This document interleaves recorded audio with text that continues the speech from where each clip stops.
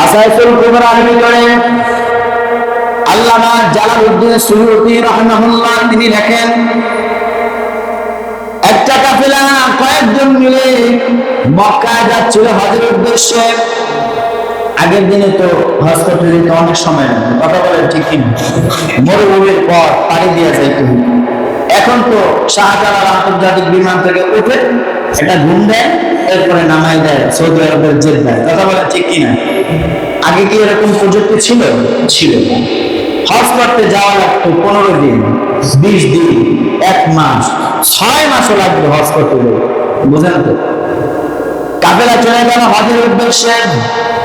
ইতিমধ্যে তাদের ভিতরে এক লোক দুনিয়া থেকে চলে গেল, দাড়ি ইন্তেকাল হয়ে গেল। মালাকুল মউত সেটাকে নিয়ে গেলেন। কি করা যায়? মৃত ব্যক্তির লাশ 6 মাস কাঁধে করে ঘোরা সম্ভব? বলেন সম্ভব? আউশাহীর এক লোক আমার পরিচিত, মারা গেছে, উনি বাহারাই থাকতেন। ওনার লাশ আসছে বাংলাদেশে প্রায় 3 মাস পর। কয় মাস পর? 3 মাস। বইরা ফ্রিজে ঢুকে রেখে গেছে, কিছুই হয়নি। তো ওই প্রযুক্তি তো আর তখন ছিল না। কাফেলার একজন চলে গেলেন গ্রামের ভিতরে কোদাল আনার জন্য, কবর খোঁড়ার জন্য। গিয়ে বললেন, বোন তোমার বাড়িতে একটি কোদাল আছে কিনা? মহিলা বা কোদাল দিয়ে কাজ করতেছিল।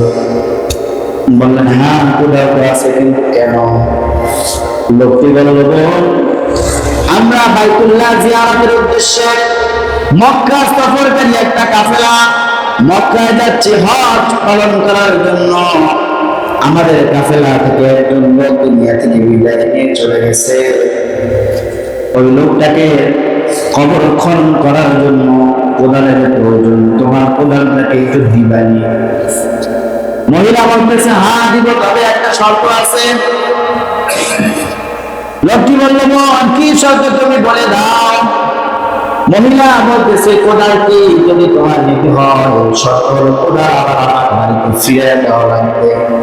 অনেক মানুষ আছে প্রতিবেশীর কাছ থেকে একটা জিনিসের না ফিরে দেয়, আছে না? না দাও একটু দেও, 10 মিনিটের কামটা হারিয়ে দিয়ে গেছে, 10 দিন চলে যায়, অনেক খবরই নেই, কথা বলেন ঠিক কিনা?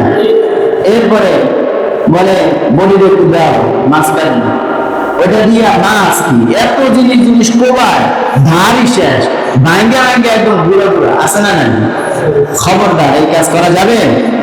যাবে না। কোদাল নিয়ে যাওয়া হলো, কবর খনন করা হলো, জানাজা সম্পন্ন করা হলো, এরপরে কবরের ভিতরে দাফন করা হলো।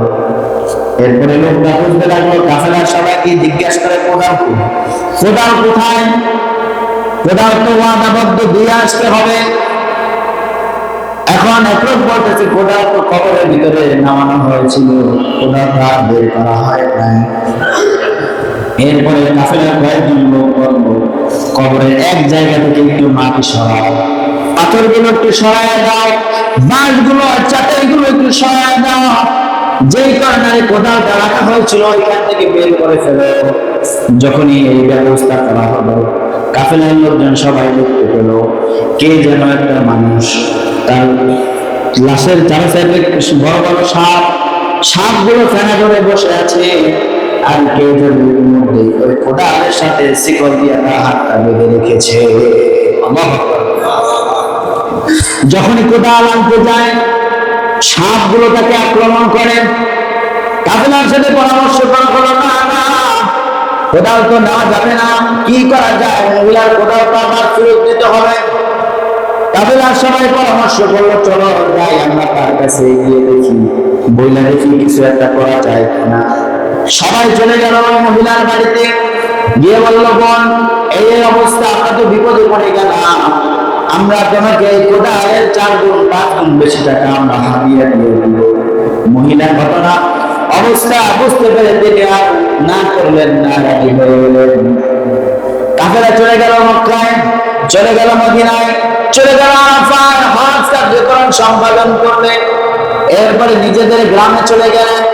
গিয়ে যেই ব্যক্তি মারা গেছে ওই ব্যক্তির বাড়িতে গিয়ে বললেন, বোন তোমার কাছে একটা কথা, তোমার স্বামী তো আমাদের সাথে হজের কাফেলার সঙ্গী, তিনি তো রাস্তায় মারা গেছেন, তাকে ওই জায়গায় দাফন করা হয়েছে, কিন্তু দাফন করার ব্যাপারে এই ঘটনা ঘটছে। তোমার জানা মতে এমন কোন কাহিনী আছে কিনা যে কাজের কারণে আল্লাহ পাক রব্বুল আলামিন তাকে শাস্তি দিবে? মহিলা বলতেছে, হ্যাঁ এটা তো হবেই কথা, এটা তো হইবই। কেন? সবাই বলেছে কেন এটা হবে কেন? মহিলা বলতেছে, উনি ওনার ভাইয়ের সম্পদ, ওনার আত্মীয় স্বজনের সম্পদ হক তিনি আদায় করেন নাই, বোনের হক ঠিক মতো দেয় নাই, ভাইয়ের হক ঠিক মতো বুঝায় দেয় নাই। আল্লাহ পাক বলেন, হাক্কুল্লাহ হাক্কুল ইবাদ, নামাজ পড়েন না, এটা আল্লাহর হক, আল্লাহর কাছে তওবা করলে আল্লাহ মাফ করে দিতে পারেন, ঠিক কিনা? কিন্তু ভাইয়ের হক ভাইকে বুঝায় দেন নাই, ভাই যদি আপনাকে মাফ না করে কিয়ামতের ময়দানে যদি আপনার ভাই আপনার বিরুদ্ধে আল্লাহর কাছে মামলা করে বসে, আল্লাহ কিন্তু খবরদার ইনসাফ করবেন, কখনো দুই নাম্বারি করবেন না, ঠিক কিনা বলেন? আল্লাহ দুই নাম্বারি করবো? আপনি আমিন দিয়ে 500-1000 খাওয়াইয়া 2 লাখ বেশি নিলেন, আল্লাহকে 500-1000 খাওয়াইয়া নিতে পারবেন? পারবেন কিনা? আছে অনেক মানুষ আছে টাকা নেয়, রেজিস্ট্রি দিতেছে, এই কিছুদিন পর আর রেজিস্ট্রি দেয় না, আছে না নাই? টাকা এবারে চাইতে যায়, মামলার হুমকি দেয়, টাকা আনি নাই, আবার নিচে আবার মামলার হুমকি দেয়, আছে না নাই? এই জন্য প্রিয় ভাই আমার, বেড়াবাদী জান্নাতের ঘ্রাণ পাবে না, মিথ্যাবাদী জান্নাতের ঘ্রাণ পাবে না, হাক্কুল ইবাদ বান্দার হক নষ্টকারী তিনিও জান্নাতের ঘ্রাণ পাবে না। এরপরে যারা মানুষের সামনে পিছনে কথা বলে, মুনাফিকি করে, চগলখুরি করে, এই মানুষগুলো কখনো জান্নাতে যাবে না।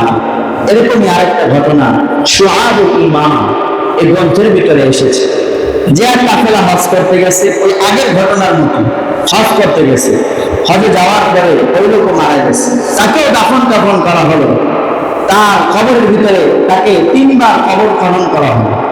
প্রথমবার কবর খনন করা হলো, যেই কবরের ভিতরে রাখতে যাবে সেই কবরের ভিতরে বড় একটা আজদাহা, বড় একটা সাপ ফেনা তুলে বসে আছে। মনে করা হলো এখানে মনে হয় সাপের উৎপাদ অনেক বেশি, একটু দূরে যাওয়ার পরে আবার একটা কবর খনন করা হলো। কি করা হলো?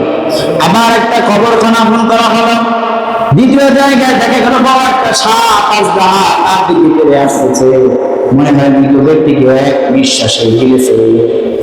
লোকেরা আবার চিন্তা করে তৃতীয় জায়গায় যখন আবার খনন করলো, আবার দেখলো এই জায়গায় সাপ।